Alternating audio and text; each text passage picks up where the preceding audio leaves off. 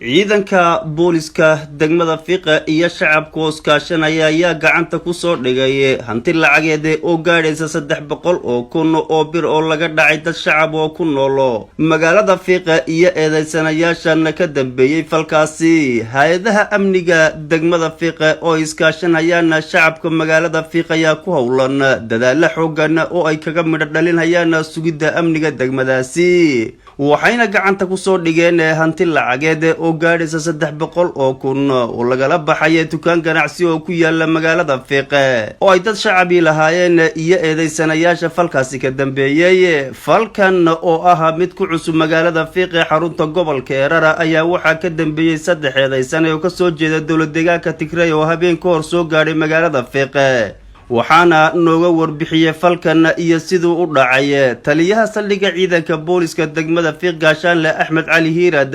iyo dambi koortaga degmadaasi Fiiqa booliska degmada Fiiqa mar kasta wuxuu ku howlan yahay in uu u taagan yahay shacabka naftooda iyo maalkaba nimankan aad aragtaan waxa weeye nimankii maxaan ku dhahaa shalay falka fuliye waxay soo galeen magaalada Fiiqa habeen hore ayay soo galeen 9 saac oo habeenimo soo galeen saddexdoodu way isla socdeen waxay u dhasheen nimankan gobolka Tigray u dhasheen gobolka Tigray u dhasheen waxay ka yimideen markii ugu dambeysay ka soo amba qaadeen Harar bay ka soo amba qaadeen taas waxay soo galeen magaalada Fiiq waxay galeen taas iyaga oo mooday in GPS lagu hagaayay albergada gobolka Xaaji Maxamed Yuusuf albergadiisa booliska gobolka ku naban iyo saddexda seexdeen halkaas wax lacaga meena wadanin moolkii labadoodii mustabaaqo halkiiba ku raamadeen way ka soo duuleen xaaji Suldaan Shaafici ilsigii uu masuulka ka ahaa yaa waxa galay saddexda nin kamida labana waxay jeedinayeen ninkii meesha gadayay iyo ninkii kale dukaanka ku xigay lahaa oo la yiraahdo Axmed Daahir xukun ay labada weyn ay kala jeedinayeen lacagtii marka uu la soo baxay shacabka iyo booliska oo maxaan ku raada ka wada hawlgala arrimaha nabadgelyada horumarka iyo wax kastaba dhalinyaradii magaalada ayaa xoog waxay ku qabteen nin iyo bacdi oo 130 ku jirto lacagtii kala jirkiisa ayuu ninkaas waxa uu ku wada midna bacdi ku wada tibacdi ku wada dhigay uu xoore kal daba galay qaybtii kale ee uu isagu dharkiisa uu ku watayna wala baxsaday markii dambe booliska iyo bulshada oo iskaashanaya yaa si cilmiyeysan waxa uga soo qabtay meel 8 kiiloomitir u jirta dhinaca Baabili marka u baxeen Fiiq iyo shacabka deegaanka aan ka codsanaya sida ay noogala shaqeeyeen hawlgalka wanaagsan ee isku xidhnaanshaha leh ay u taagan yihiin dadkii shalay raadinayay dadkaas waxa weeye dadkii lacagta lahaa dad yar baa ku jiray bulshadii kale yahay sida wanaagsan ay noogala qayb qaateen ay u soo qabteen ay ku maadsan yihiin waxaana ka codsanaya mar labaad iyo mar saddexaadba in ay dhacdo kasta qofka muwaadinka maxaan ku dhahdaa la kulma haday kufsi tahay haday tuuga tahay haday isku day dilta haday dil tahay inay bulshada inay booliska isla markaaba ay riboodka si loo soo siiyaan ay noo siiyaan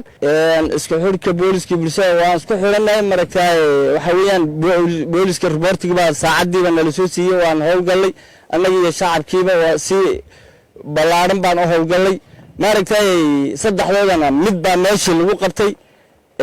laba orodkii ku oroday marka meel ilaa 8 kiiloomitir u jirta ayaa iyagana maragtay orodkii dambe iyo raadintii dambe aan ka soo qabanay maragtay waan ku soo guuleysanay arintaas dhankooda shacabka magaalada Fiiqa xarunta gobolka Eerara ayaa bogaadiyay tallaabada wanaagsan ee mar walba la garab taagan yihiin ciidanka booliska ka howlgala degmada Fiiqa waxaana hay lacagtii shalay la qaaday shirkadda lacagta laga qaaday baan ku jiraa waxaa dhacday in maartay 280 kun oo lacag ah 3 nin oo tuug ah oo sheegtay dir dhabiyo Harar inay ka kala yimideen markii aan qabanay ay maartay lacagta 380 ka ay naga qaadeen ilaahayna maartay subhanahu wa ta'ala ilaahay noo soo sakhiray bulshadanadii booliskannagii oo dhan ay noo kaceen si maartay qadarka Allah aan ilaahay noogu soo dabray lacagtina aan ku helay jirkooda laga soo guray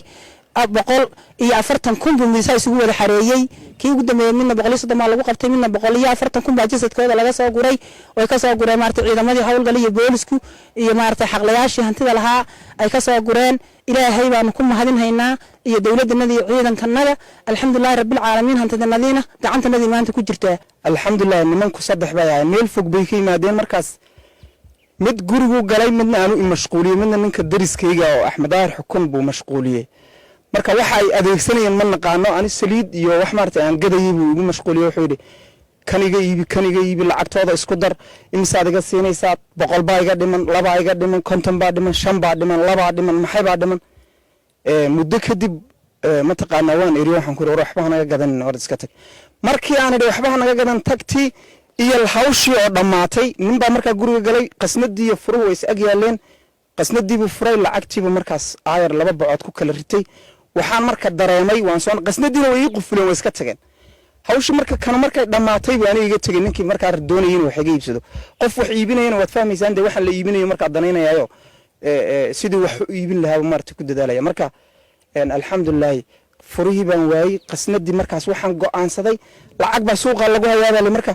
furihii baan waayay qasnadii way qufulanta yaa markaas seen wax u sheega lacagtii ma laga baxay may ku jirtaa say wax u jiraan furihii baan waayay furihii ma bakhaarka kaga dhaxday ma bakhaarkan kale kaga dhaxday ma ruux baa qaaday waxba waan yar weeraray markaas alxamdulillah markii dambe anagoon qasnadiiba furin baan markaas hawlgal sameynay booliskii baan nala hawlgalay alxamdulillah